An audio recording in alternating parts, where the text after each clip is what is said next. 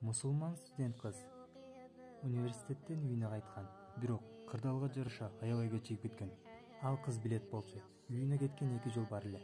Бирөөсү кооптуу, бирок кыска. Ал эми экинчиси болсо коопсуз, бирок узак.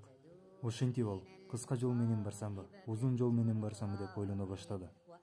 Анткени алыс жол менен барса, кыжаалатчылыкта калган үй бүлөсү андан да бетер кыжаалат болот.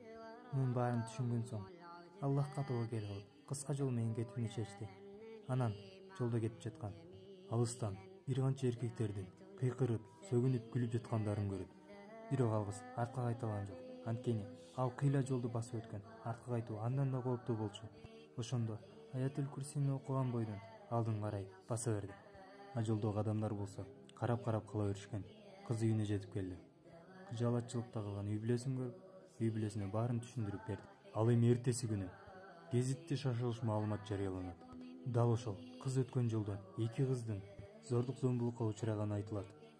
Кыздын ата-энеси милицияга кайрылууну сунуштайт. Кыз милицияга болгон абалдын баарын айтып, ошол жерде болгон адамдардын баарын сүрөттөп берет. Бир канча күндөн соң ал кызды милиция бөлүмүнө чакырышат.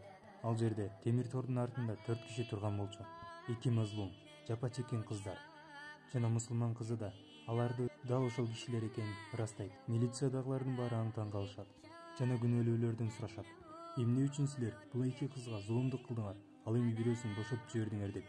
Ошондо алар: эмне үчүн биз эки тарабынан тең, бийик, сүрдүү, каардуу кишилер коштоп бара жаткан кызга кол салышыбыз керек эле деп жалпысынан айтышат. Чындыгында бул сүрөттөлгөн эки киши Аллах Таала тарабынан жиберилген периштелер болчу. Кыз Аятул Курсини окуп, Аллахтан жардам сураган болчу. Аллах аны коргоду. Аятул Курсини окуу шайтандарды жеңүүгө, алардан үйдү сактоого, ошондой эле баардык кырсык апааттардан сактайт. Албетте, улуу Аллах Тааланын амири менен.